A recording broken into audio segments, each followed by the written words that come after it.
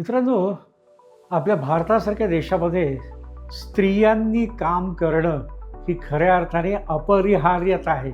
खूप मोठ्या प्रमाणावर स्त्रिया या वेगवेगळ्या ठिकाणी काम करत असतात. म्हणजे घरातलं काम असेल, एखाद्या ऑफिसमध्ये असेल, एखाद्या कंपनीमध्ये असेल, एखाद्या कॉर्पोरेटमध्ये असेल, संघटित क्षेत्रात असेल, असंघटित क्षेत्रात असेल. स्त्रियांना घराच्या बाहेर कामाकरता पडावंच लागतं. पण यापैकी काही स्त्रियांना वेगवेगळ्या प्रकारच्या समस्या पण फेस कराव्या लागतात. त्यावेळेला काही मानसिक समस्या असतील, तर काही शारीरिक छळाच्या पण समस्या असतील. आणि त्यामुळे या स्त्रियांना बाहेर पडणं कधीकधी खूपच कठीण होऊन जातं. आणि हाच आपण आज विषय घेणार आहोत. आणि त्या विषयाचं नाव आहे की कामाच्या ठिकाणी स्त्रियांचा लैंगिक छळ जर होत असेल तर त्याकरता प्रिव्हेन्शन आणि त्याचं रिॲड्रेसल यासंबंधी जो ॲक्ट आहे, ज्याला आपण पॉश ॲक्ट म्हणतो, यासंबंधी आज आपण डिटेलमध्ये चर्चा करणार आहोत. नमस्कार, माझं नाव BL जोशी. मी एक लाईफ कोच आहे, त्याचबरोबर इमेज कन्सल्टंट आहे. आजचा या पॉश याविषयी बोलत असताना आपण मी टू या चळवळीबद्दल खूप जण ऐकलं असेल. अनेक देशातले मोठी नेते मंडळी सुद्धा आज ह्याचे बळी तर नाहीत पडलेत. किंवा अगदी माझ्या भारतासारख्या देशामध्ये पाहिलं तर कित्येक कॉर्पोरेट लीडर्स किंवा पॉलिटिकल लीडर्स सुद्धा या स्त्रियांच्या छळाच्या कार्यामध्ये सहभागी आहेत का, हा एक मोठा प्रश्न आहे. आपण थोडंसं मागे वळून पाहिलं तर 1992 सालापर्यंत आपल्याला जावं लागेल.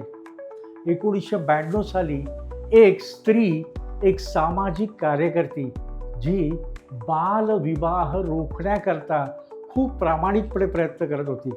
राजस्थानमधली घटना आहे. एका 9 महिन्याच्या मुलीचं बालविवाह करायचं असं ठरलं आणि त्यावेळेला हे सगळे सामाजिक कार्यकर्ते हे तिथपर्यंत जाऊन पोचले आणि तिथं त्यांनी ते प्रतिबंध करा अशी तिथं मागणी केली. पण त्यावेळेला त्यांची मागणी न ऐकता, त्यांचा आग्रह न करता, त्यांचं कायद्यासंबंधी असलेलं विवेचन न मान्य करता त्या स्त्रीला मानसिक आणि शारीरिक अत्याचार सहन करावे लागले. आणि सांगायला अतिशय दुःख होतंय की तिच्यावर सामूहिक बलात्कार झाला. किती लांछनास्पद गोष्ट आहे ना. एक सामाजिक कार्यकर्ती ही काय काम करते आणि समाज काय ट्रीट करतोय. आणि त्यावेळेला जे आरोपी होते, या आरोपींची 1994 साली ही निर्दोष मुक्तता झाली. आणि याच्यावरून वर्तमानपत्र, मासिकं किंवा माध्यमातनं वेगवेगळ्या पद्धतीने आरडाओरड, आवाज उठवण्याची खरी प्रक्रिया चालू केली. आणि त्यावेळेला 1997 साली विशाखा नावाची एक सामाजिक संघटना आहे. या सामाजिक संघटनेने सुप्रीम कोर्टामध्ये याचिका दाखल केली की अशा प्रकारे कामाच्या ठिकाणी जर स्त्रियांचा छळ होत असेल तर त्याच्याकरता प्रतिबंधात्मक कायदे असावेत. अशा पद्धतीने याची सुरुवात झाली.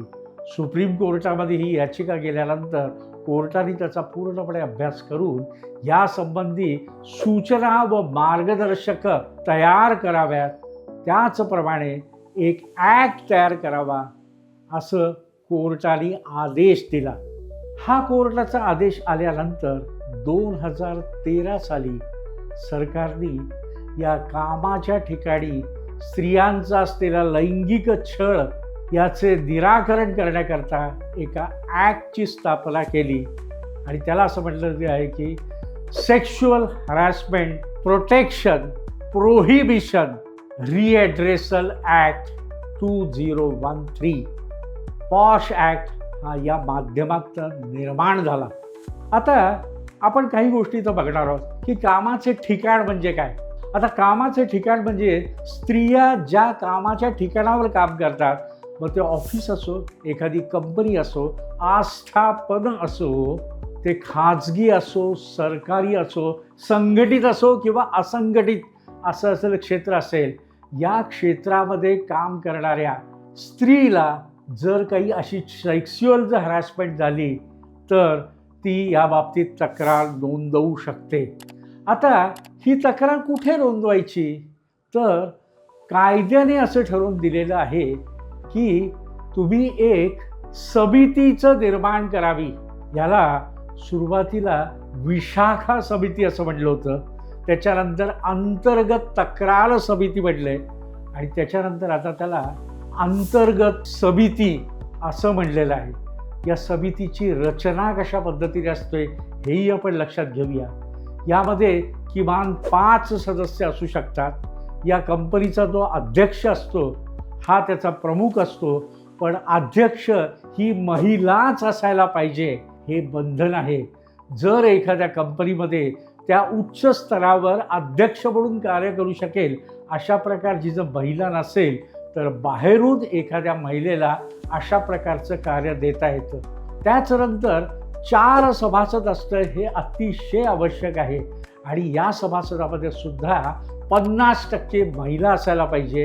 एक सभासद हा कर्मचाऱ्यांचा प्रतिनिधी असायला पाहिजे आणि एक सभासद हा बाहेरून अपॉइंट केलेला असेल की जो त्रयस्थ बुद्धीने या सगळ्याकडे बघेल आणि कोणाच्या दबावाला बळी पडणार नाही.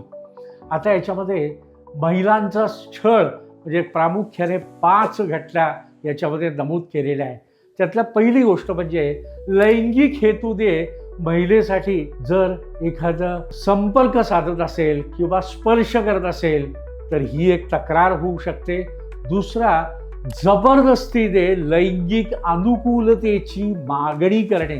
तिसरा त्यातला अर्थ आहे की रंगावरून किंवा दिसण्यावरून जर एखाद्या स्त्रीचा मानसिक आणि शारीरिक स्तर होत असेल तर ती पण तक्रार होऊ शकते. चौथा त्यातला भाग आहे कोणत्याही माध्यमातनं अश्लील असलेलं साहित्य किंवा एखादा मेसेज किंवा पोस्ट तुम्ही जर त्या स्त्रीला दाखवत असाल तर तोही एक गुन्हा आहे. आणि 5वा सगळ्यात महत्त्वाचा भाग आहे की लैंगिक स्वभावाचे कुठलेही अनिष्ट शारीरिक किंवा गैरमौखिक जर आचरण जर सापडले तर त्याच्याविरुद्ध हा गुन्हा ठरू शकतो आणि तक्रार होऊ शकते. आता आपण बघूया की ही तक्रार कोणी करायची. तर ही तक्रार त्या महिलेने करायची, लेखी स्वरूपात करायची आणि त्या 3 महिन्याच्या आतमध्ये करणं हे एक सगळं महत्त्वाचं आहे. जेव्हा हे समितीकडे हा जो विषय जातो त्यावेळेला समिती ही प्रामुख्याने समेट करणे, तडजोड करणे हा एक त्याच्यामधला प्रमुख भाग असतो. याच्यामध्ये त्या महिलेचं ऐकून घेणे, त्याचबरोबर ज्या व्यक्तीवर आरोप झालेला आहे त्या व्यक्तीचंही म्हणणं ऐकून घेतलं जातं आणि जर तिथं असं लक्षात आलं की त्या व्यक्तीचं गुन्हा सिद्ध झाला किंवा होऊ घातला असेल तर त्यावेळेला अशा प्रकारची गुन्ह्याची शिक्षा ही त्या व्यक्तीची बदली घडलं, ट्रान्सफर घडलं, त्या व्यक्तीचं इन्क्रिमेंट थांबवणं किंवा त्या व्यक्तीकडलं माफीनामा लिहून घेणं हापर्यंत जाऊ शकतो. हे झालं व्यक्तीसंबंधी. आणि या समितीने दिलेला जो अहवाल आहे हा अहवाल मान्य करायची बंधनकारक जबाबदारी ही त्या आस्थापनावर, त्या कंपनीवर, त्या ऑफिसवर असते. हे त्यातलं सगळ्यात महत्त्वाचं. आणि काही कारणाने जर हे मिळालेला अहवाल जर समितीने जर मानला नाही किंवा त्याच्यावर कार्य केलं नाही, त्याच्यावर शिक्षा दिली नाही तर कंपनीला सुद्धा त्याच्यावर शिक्षा होऊ शकते.